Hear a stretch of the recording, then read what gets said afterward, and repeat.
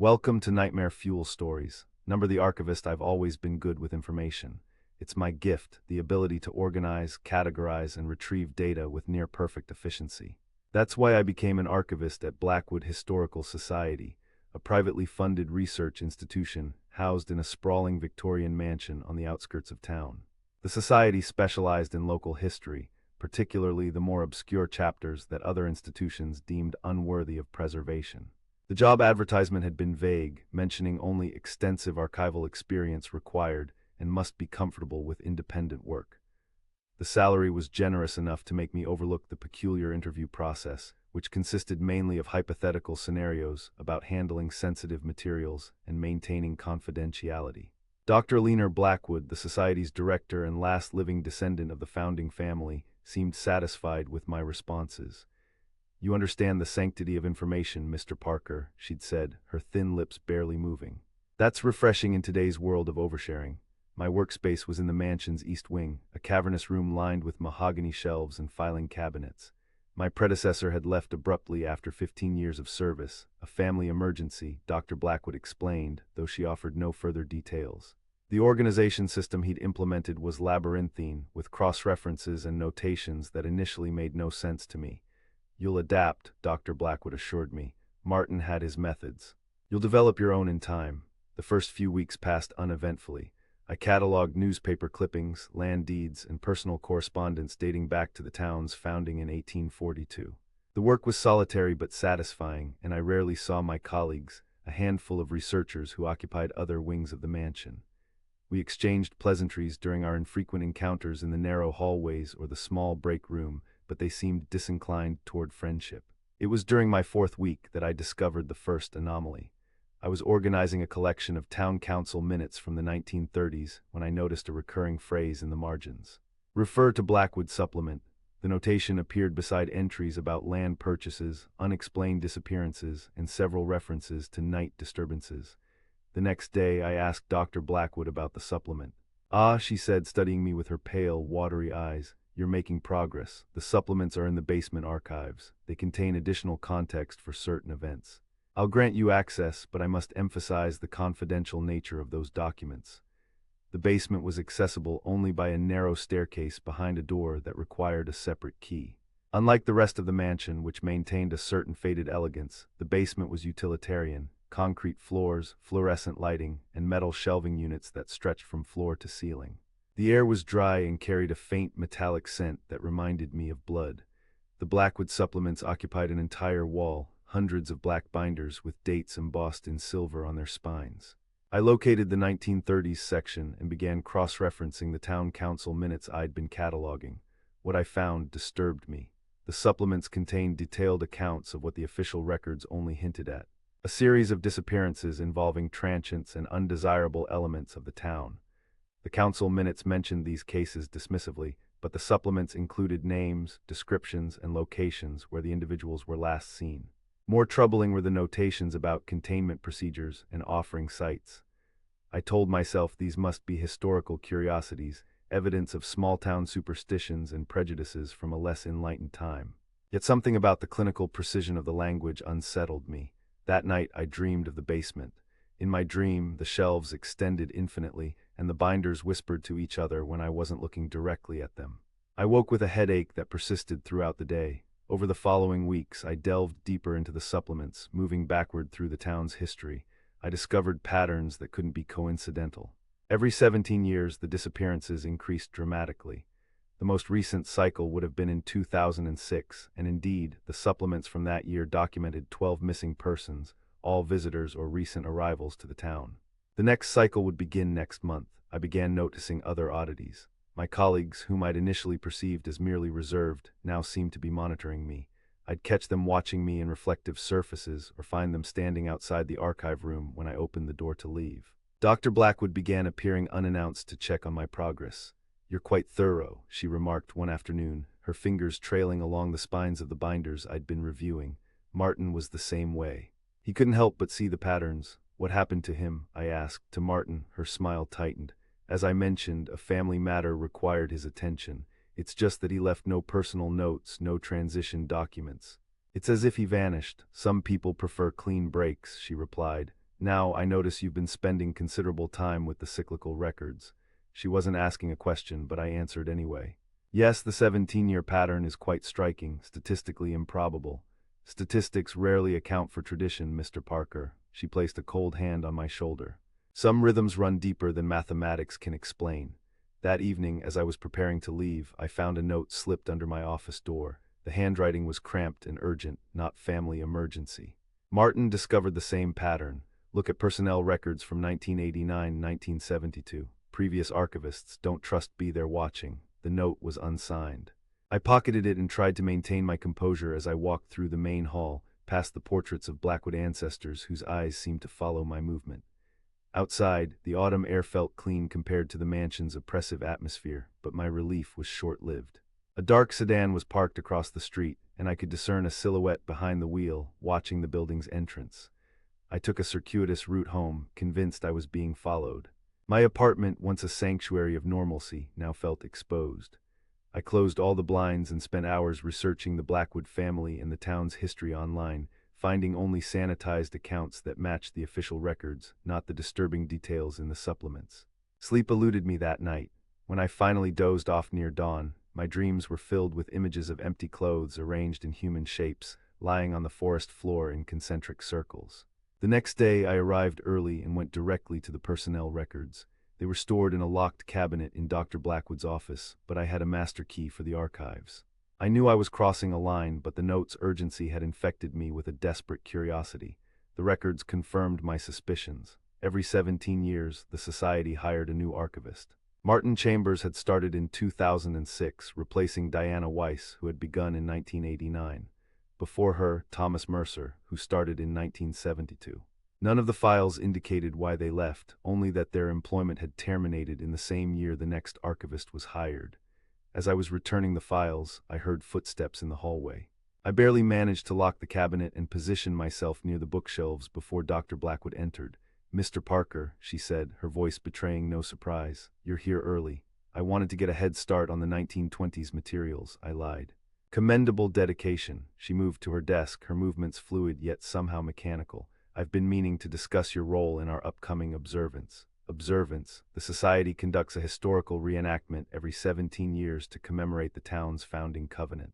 "As our archivist, you'll play a central role." My mouth went dry. "What would that involve?" "Primarily documentation. The event has certain archaic elements that require proper contextualization for our records." She smiled, revealing teeth that seemed too uniform, too white. "It's tradition." "When is this reenactment?" "October 31st. All Hallows' Eve was significant to the original settlers." She tilted her head, studying me. "Is something troubling you, Mr. Parker?" "You seem tense." "Just focused on the work," I said. "These records require careful attention." "Indeed they do." She opened her drawer and removed a small wooden box. "This belongs to the archivist. Martin should have passed it to you, but in his haste to leave, he overlooked this responsibility." She handed me the box. It was heavier than its size suggested, made of dark wood with intricate carvings that depicted figures in robes standing around what appeared to be a pit or well. "What is it?" I asked. "The archivist's key. It opens the oldest part of our collection, materials that predate the society itself." Her gaze was unwavering. "You'll need it for the observance preparations." I took the box, feeling a faint vibration against my palms. "Thank you, I'll treat it with appropriate care." "See that you do." She gestured toward the door. "Now, I believe those 1920s materials await your attention." I spent the morning going through the motions of my regular work, but my thoughts kept returning to the box, which I'd placed in my desk drawer. During my lunch break, when the building was quietest, I finally opened it. Inside was a key unlike any I'd seen before, not metal but what appeared to be polished bone, yellowed with age, with teeth carved in patterns that resembled no locking mechanism I could imagine. Beneath the key was a folded piece of parchment covered in spidery writing that wasn't in English or any language I recognized. As I held the key, the vibration intensified, and I experienced a momentary disorientation, as if the room had tilted. I quickly returned the key to its box, but the sensation persisted, a subtle wrongness in my perception, like a subliminal image flickering at the edge of vision. That afternoon, I received an email from an address I didn't recognize. mcambrosarchive@gmail.com. The subject line read "Urgent, destroy the key," and the body contained only coordinates in the message. "Tonight, 8 p.m., come alone." I debated whether to go. It could be a trap, but it could also be Martin Chambers, my predecessor, trying to warn me. My curiosity and growing fear of the Blackwood Society outweighed my caution. The coordinates led to a motel on the highway outside town, the kind of place that charged by the hour and didn't ask questions. Room 17 was at the end of the row, its curtains drawn tight. I knocked tentatively. The door opened a crack, revealing a sliver of a haggard face. "You brought it?" a hoarse voice asked. "The key?" "No, fool." The door opened wider, and a thin man with wild eyes pulled me inside. It took me a moment to recognize him from the personnel photo as Martin Chambers, though he'd aged decades in the 17 years since that picture was taken. His hair was white, his skin sallow, and lined with deep wrinkles. "They'll know you've come here," he said, pacing the small room. "We don't have much time." "What happened to you?" I asked. Dr. Blackwood said. "Blackwood," he spat the name. "She's not what you think." "None of them are. What do you mean?" He stopped pacing and fixed me with a desperate stare. "The society isn't preserving history, they're preserving themselves. The 17-year cycle, the disappearances, the observance, it's all part of it." "Part of what?" "The covenant." He pulled up his sleeve, revealing a forearm covered in the same strange symbols I'd seen on the parchment in the key box. "They marked me when I became the archivist. I was supposed to be the next offering, but I escaped. They've been hunting me ever since." "Offering?" My voice sounded distant to my own ears. "The Blackwoods made a deal with something old, something that was here before the town. Every 17 years it requires a sacrifice, someone who's absorbed the knowledge, someone who understands the patterns." He grabbed my shoulders. "Someone like you, like me." "That's insane," I said, but even as I spoke, connections were forming in my mind. The missing archivists, the cyclical disappearances, the strange sensations in the basement archives. "The key you have, it doesn't open a door to a collection." Martin's fingers dug into my arms. "It opens a passage to where they keep it, the thing they feed." A sharp knock at the door made us both freeze. "Mr. Chambers." "Mr. Parker," Dr. Blackwood's voice, unnaturally calm, filtered through the thin door. "I believe we have matters to discuss." Martin's face contorted in terror. "They found us." "You led them here." "I didn't," I began, but he was already backing away. "There's no escape now," he whispered. "But you can still deny them, destroy the key. It's the only way." The door burst open. Dr. Blackwood stood in the threshold, flanked by two of my colleagues from the society. Their faces were eerily blank, their movements synchronized. "Martin," Dr. Blackwood said, her voice almost gentle, "you've led us on quite a chase. 17 years is a long time to postpone the inevitable." Martin lunged for the bathroom. There was a crash of breaking glass, and by the time we reached the doorway, he had disappeared through the window. One of my colleagues immediately pursued him. Dr. Blackwood turned to me, her expression unreadable. "This is unfortunate. Martin was supposed to fulfill his role in the covenant. Now we face a deficit. What are you going to do to him?" I asked. "Retrieve him if possible, but the observance cannot be postponed." She stepped closer, and I noticed her eyes had changed, the pupils elongated, vertical like a cat's. "You've been quite thorough in your research, Mr. Parker, perhaps more thorough than we anticipated." "I don't understand what's happening," I said, though I was beginning to. "The society serves a purpose beyond mere historical preservation. We maintain balance. The town thrives because of our stewardship, because of the covenant." She reached out and touched my cheek with fingers that felt too cool, too dry. "The archivist is crucial to this process.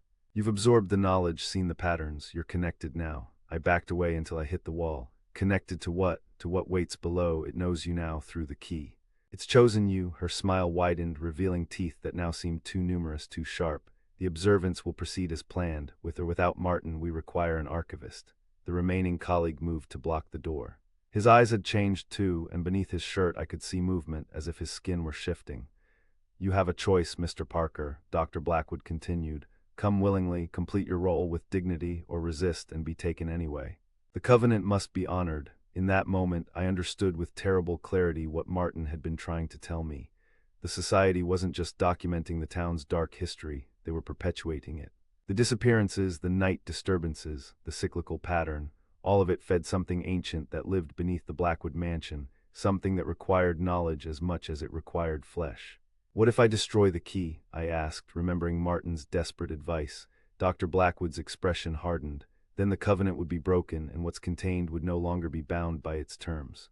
The consequences would extend far beyond you or this town." She extended her hand. "Now, shall we return to the society? There are preparations to complete before the 31st. I had no real choice.